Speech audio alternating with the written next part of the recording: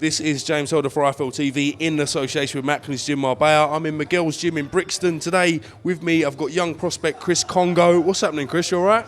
What's happening, James? I'm all good. How are you? I'm all right. Do you know what? It's good to get you on the channel. It's the first time I've had a chance to sort of have a proper chat with you. Talk to me a little bit about yourself, mate. I was amateur for a long time. Turned pro now. Obviously, I was on the GB team for about a year and a bit. 2 years coming on now. So looking to turn pro. Obviously, I didn't make it to any qualifiers, so I thought, why not? I don't want to waste my time, and you know. So I just thought I'd turn pro. Did you find it a helpful experience being around the sort of GB squad and the sort of development fighters and the podium fighters? Did you find that sort of helpful in itself, like, being around that sort of elite level, if you like? Yeah, of course. I found it was a great experience. I think it was one of my best times as an amateur because I'm getting paid for what I do. I'm doing it every day and I love it. So, and plus I'm flying out to countries that I wouldn't even think of going. So it was just a great experience, great value. The coaches are 100. All the fighters, we all keep it real to each other. Like, I never had any problems with fighters, even my weight. I was even good mates with guys that are my weight, that I thought, when I get on there, I'm not gonna really talk to. Nah, it's not like that. It's like, he's my mate, he's cool, man. So that's how I see it as. You'll be fighting out at Miguel's gym in Brixton, is that right? Yeah. So how have you found sort of that transition from amateur fighter to now being in the paid ranks, looking at making a name for yourself? To be honest, I found it good.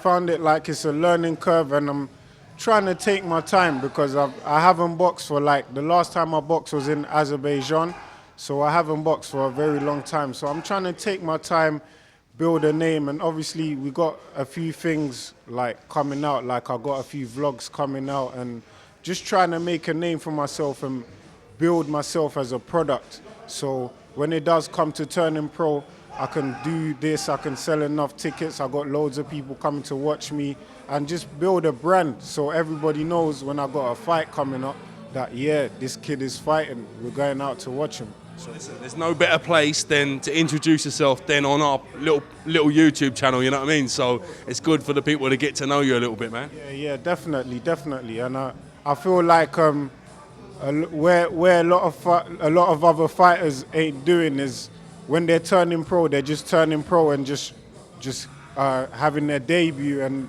like not trying to get out there and sell themselves as a person as well. So that's what I'm trying to do. I've just got a group of friends.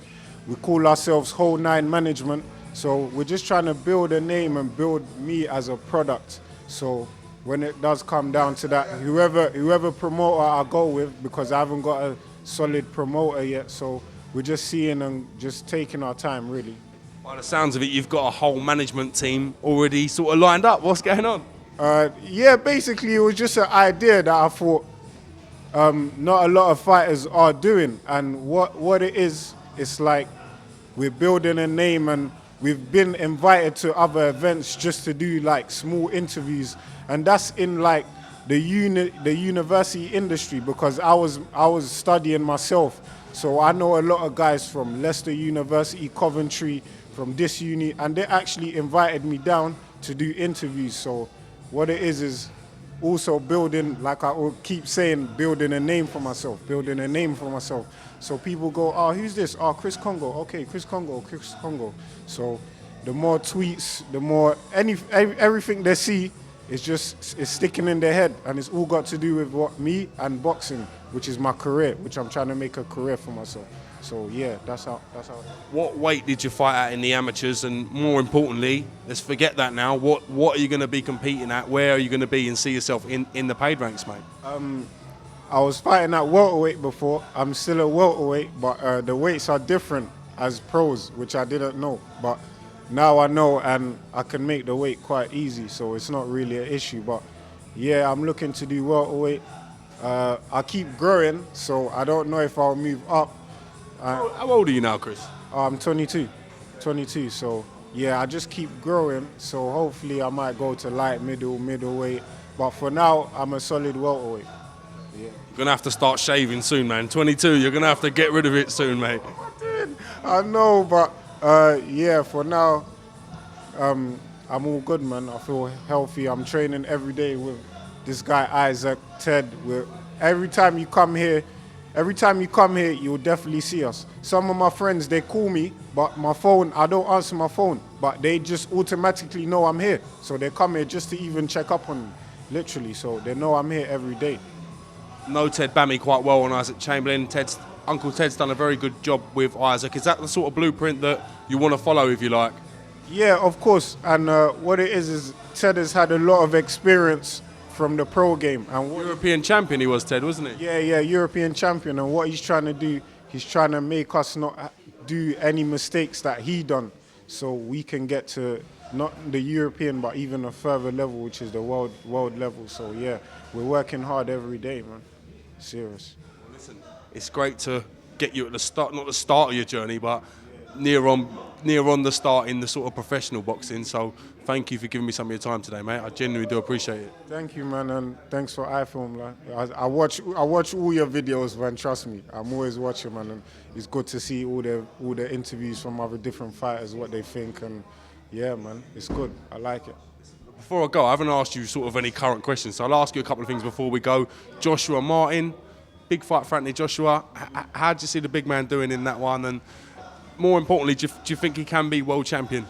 He is definitely going to be world champion. That is just my perspective. I've seen Anthony since he was an amateur.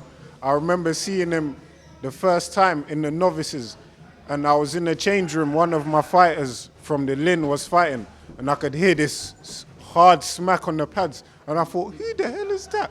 And I look, and I see this tall, big guy, and I was thinking, flipping hell, I need to watch this guy. And since then, I've just followed his career. He was on the GB team with my brother, Obed. He's he's not fighting at the moment. Yeah, and every time when I was up GB, I used to see him. We used to always talk. We trained together.